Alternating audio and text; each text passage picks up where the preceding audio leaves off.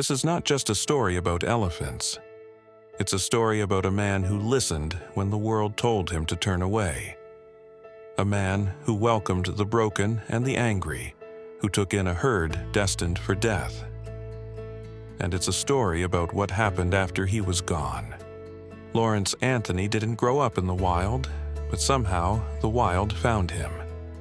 The rolling hills and endless reserves of untamed land of South Africa pulled him in and never let go.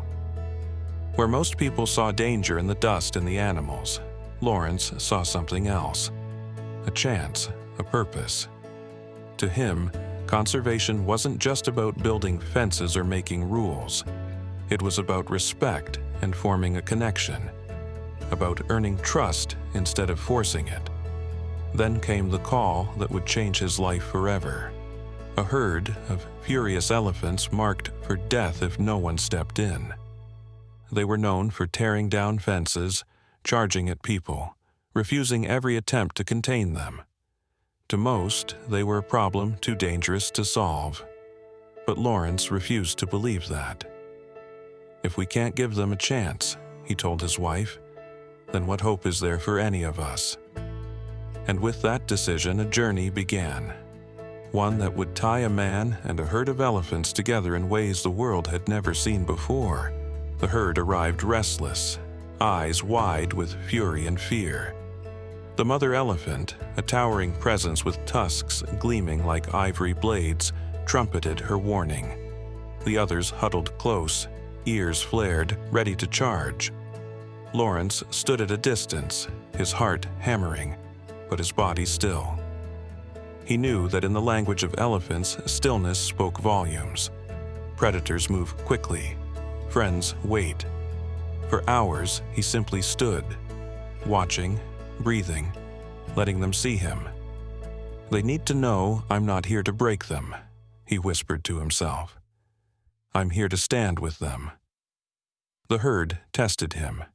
They mock-charged, kicking up dust, slapping ears, bellowing thunderous cries. Most men would have fled. Lawrence did not. Slowly, over days, then weeks, the tension began to shift. The mother elephant's eyes softened, if only slightly. The calves edged closer, curious but cautious. It was not yet trust, but it was a beginning. Long before the elephants, long before the headlines, Lawrence had been a boy chasing lizards through tall grass. His friends laughed at him when he paused to watch dung beetles roll their precious cargo, or when he'd sit for hours studying how birds warned one another of snakes. But Lawrence sensed what others didn't, that the wild was always talking. Not in words, but in signs. The beat of wings, the change in the wind, the quiet after a lion's roar. He carried that memory with him into adulthood.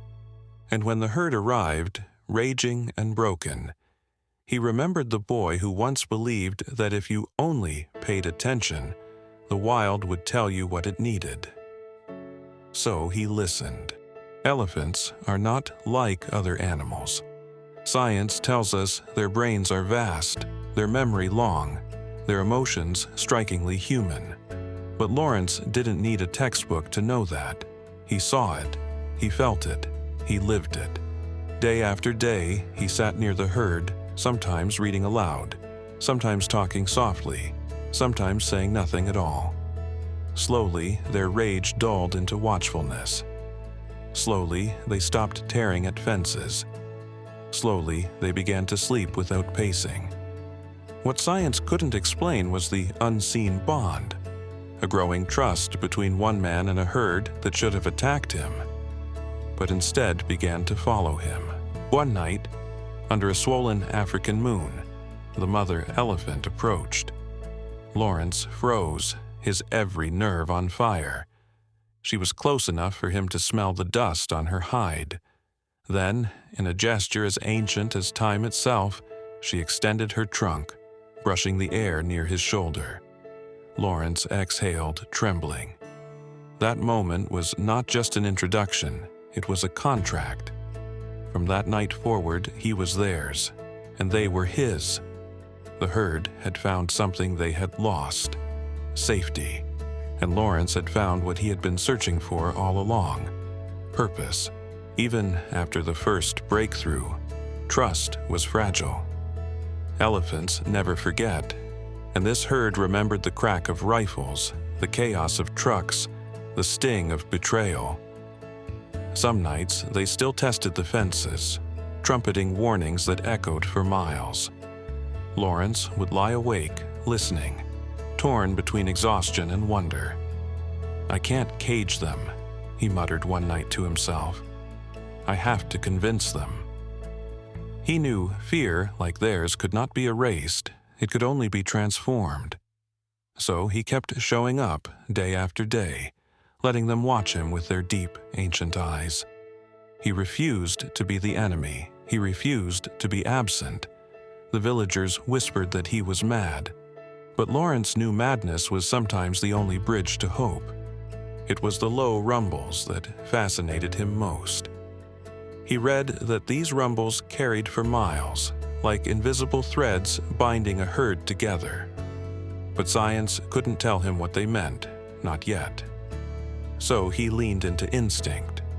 When the mother elephant rumbled, he would lower his head, soften his voice, let his body relax. When the calves responded with higher, playful notes, he'd chuckle, as though sharing their private joke. Little by little, they began to include him in that invisible conversation. Not as one of them, he never pretended that, but as something rare, a trusted neighbor. Months passed, seasons shifted, and the herd that once charged at fences now lingered near the house.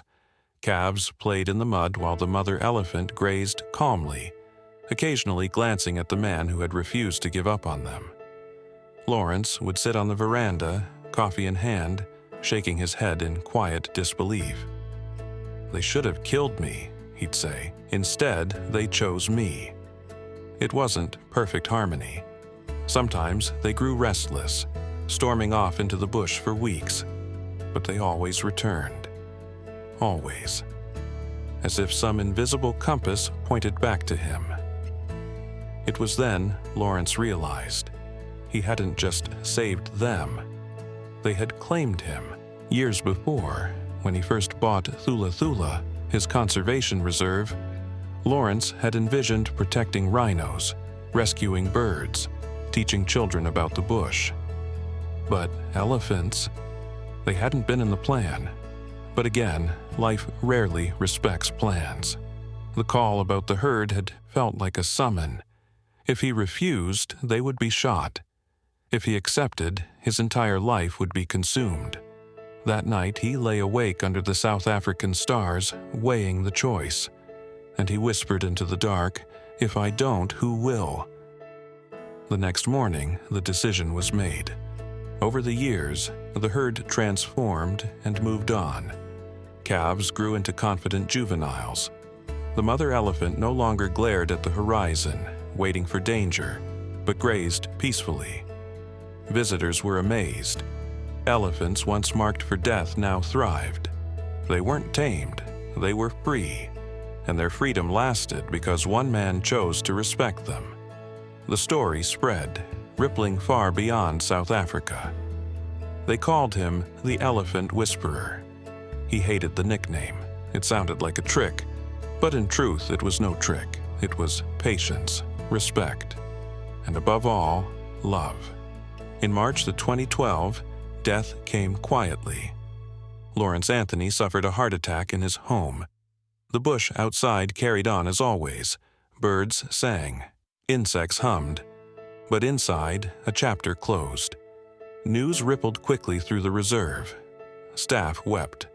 Families staggered in disbelief. And somewhere, miles away, the herd lifted their heads. No phone call told them. No messenger arrived. Yet they began to move. One by one, they left the bush. 2 herds, about 30 elephants in total, set out on a long, deliberate journey. Through rivers and valleys they marched. Days passed. Villagers watched in awe as the elephants passed by, silent, unhurried, purposeful. Where are they going? People asked. None dared to stop them. The answer lay ahead at Thula Thula, at the house of the man who had once stood for them. They arrived as dusk fell. Slowly, solemnly, they gathered near the house. Not restless, not destructive, just still. For 2 days and 2 nights they stood vigil. No food, no fights, only silence, broken by the occasional low rumble, as if in mourning. Neighbors whispered it was impossible. Scientists called it inexplicable. But those who stood there, watching, knew the elephants had come to say goodbye. How did they know? Could elephants sense death from miles away? Was it memory, instinct, something written in vibrations we cannot yet hear? Science shrugs. But the bush tells another story, of a bond deeper than explanation. For Lawrence's family it was comfort. For his staff it was proof. And for the world it was a reminder. Perhaps animals know more about love, loyalty, and grief than we dared to believe. In his final years, Lawrence often told friends, "I won't always be here, but they'll remember, they'll carry it forward." Those words, once casual, now rang like prophecy. As the herd stood in mourning, it felt as though they were keeping a promise. To him, to themselves, to the fragile thread between species, and maybe to us too. On the third morning, as quietly as they had come, the elephants turned. Step by step, they melted back into the wilderness. No drama, no spectacle, just a final rumble, like a farewell note carried on the wind. The bush closed around them once more, but the memory lingered, etched into the soil, into the hearts of all who witnessed it. Lawrence Anthony was gone, but the elephants ensured his story lived. Books were written, foundations grew. People across the world repeated the tale of the herd that marched to mourn their friend. His legacy wasn't just conservation, it was connection. Proof that when humans choose empathy over fear, miracles walk beside us. And so, whenever elephants gather, whenever they rumble across the savannah, some believe part of Lawrence still walks with them, silent, steadfast, listening.